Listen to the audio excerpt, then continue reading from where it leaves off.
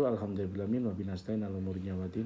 Wassalatu wassalamu ala asyrofil anbiya'i wal mursalin wa ala alihi washabihi ajmain. Assalatu wassalamu ala sayyidi ya Rasulullah isbiri wa latilati. Alhamdulillah la nikmatul Islam wal iman kafa bima ni'mat. Tidak ada kenikmatan lain di muka bumi ini kecuali nikmat iman dan Islam. Jadi saya ini hanya untuk orang muslim karena seperti itu nikmatnya. Kalau Anda merasakan akan nikmat sekali. Jadi kalau Anda udah bisa menikmati iman dan Islam luar biasa, apapun selesai. Saya bukan ustaz ya, saya hanya orang dablek aja. Jadi terus tadi saya mau bahas gini. Saya ketemu sahabat saya beberapa pengusaha yang bangkrut sekarang ini, yang tutup usahanya, dijual bengkelnya atau workshopnya atau kantornya segala macam-macam. Dia ngomong ke saya, Pak Ridwan, saya bangkrut gara-gara pandemi gitu. Akhirnya saya penasaran gitu. Saya melakukan wawancara, ngobrol terus diperpanjang. Ternyata masalahnya bukan dengan dia aja, tapi dengan orang sekelilingnya dia gitu. Orang sekeliling itu sahabat-sahabatnya dia. Ternyata satu masalahnya. Ada berapa? Pandemi ini hanya trigger gitu. Hampir 70, 60 sampai 70% sahabat saya bangkrut bukan karena pandemi gitu. Karena ini hanya trigger tau gitu. Karena dia bangkrut sebenarnya udah lama gitu. Karena apa coba? Dia orderan besar tapi pengeluaran besar gitu. Berarti dia nggak hemat gitu. Kedua, dia memperturutkan kesenangan. Dia hanya kesenangan duniawi. Main judi, mabok, terutama minuman keras, gitu, ngarak terus udah gitu. Paling utama lagi main perempuan gitu. Atau istrinya lebih daripada satu gitu. Bukan saya nyalakan di Indonesia, dia main perempuan gitu. Akhirnya berantem rumah tangganya.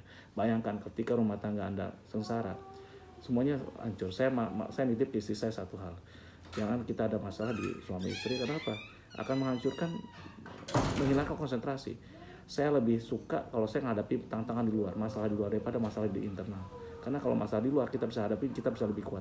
Tapi kalau masalah internal dengan anak, dengan istri itu luar biasa itu. Akan nyakiti kita lebih dalam itu. Akan membuat kita tidak produktif. Dan itu saya tanamkan dari dulu.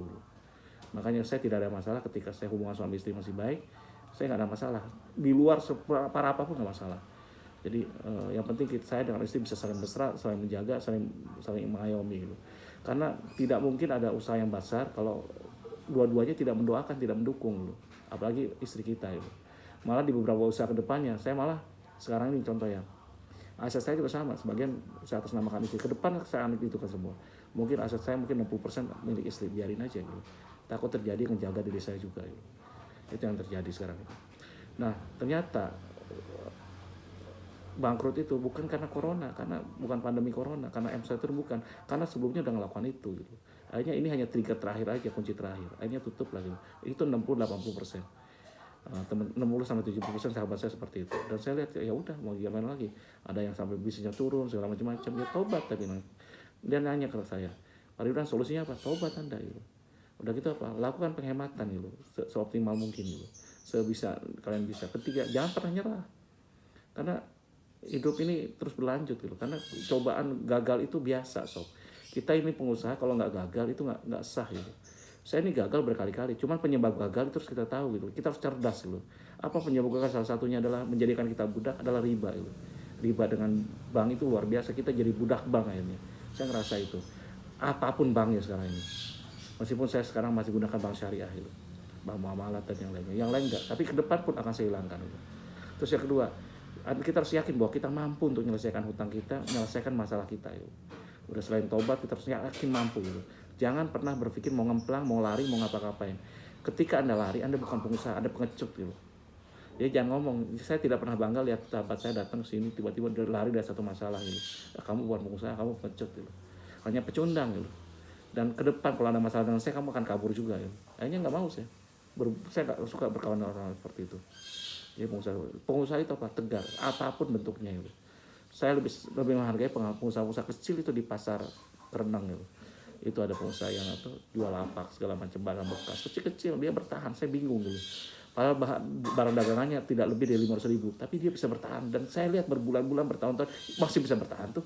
Masa Anda yang gede pengusahanya, yang omsetnya ratusan juta, puluhan juta, ratusan juta, miliaran bisa bangkrut dulu. Mereka yang omsetnya paling sehari mungkin makan 20.000, 30.000 mungkin pendapatannya, mungkin kurang gitu. Saya nggak ngerti bisa bertahan.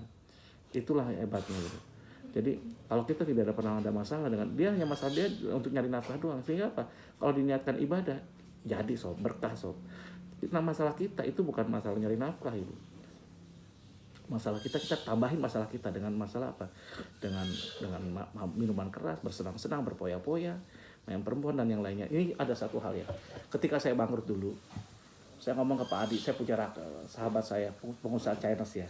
Itu guru saya, salah satu guru saya. Saya ngomong gini ke dia, Pak Adi, saya kayak bangkrut sekarang udah keterlaluan bangkrut saya gitu.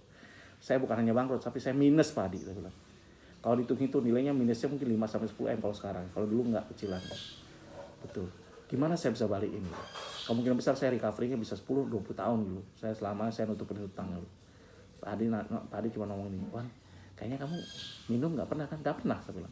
Saya alkohol nggak pernah, bir aja nggak pernah, green set aja nggak pernah. Terus minum nggak, judi nggak suka, perempuan nggak juga. Terus apalagi masalah kamu? Nggak ada masalah. Deal, kamu paling setahun 2 tahun balik gitu. Saya sendiri tadinya nggak yakin, tapi saya diyakinkan sama dia.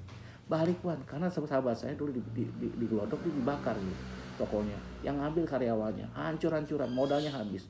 Segala macam. Itu modal orang semua. Akhirnya dia 2 tahun kemudian dia bisa 2 kali lipat ini tokonya gitu, besar ya.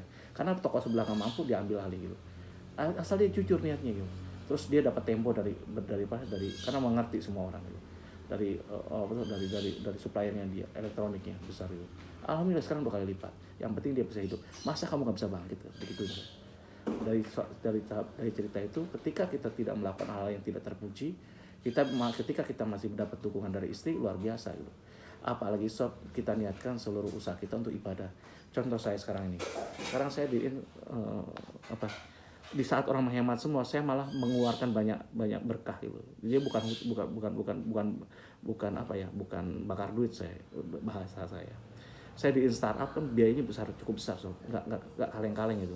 Saya belum ngerasa itu. Keuntungannya belum tentu kita dapat dari manapun.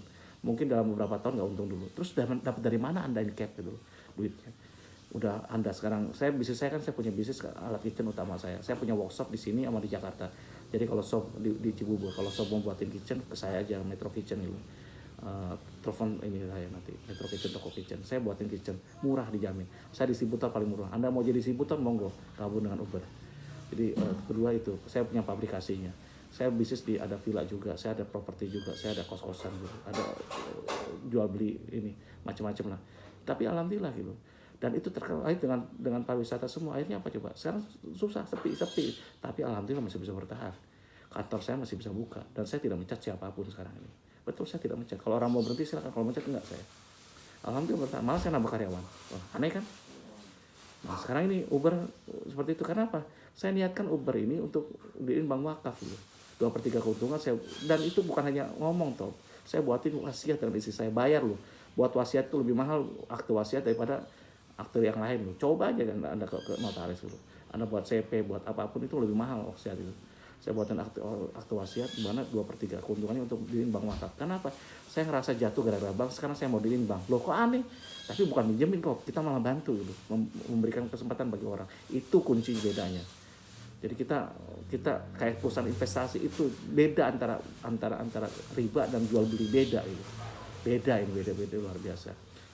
Gimana Anda kan sendirian? Enggak, banyak Anda semua bantu. Kalau Anda ngerasa mampu buatin konten Uber ini, saya kekurangan banyak hal gitu. Saya tidak mampu menjelaskan dengan cukup bagus gitu. Saya tidak bisa memviralkan. Anda bantu saya, ayo kita bantu bareng-bareng.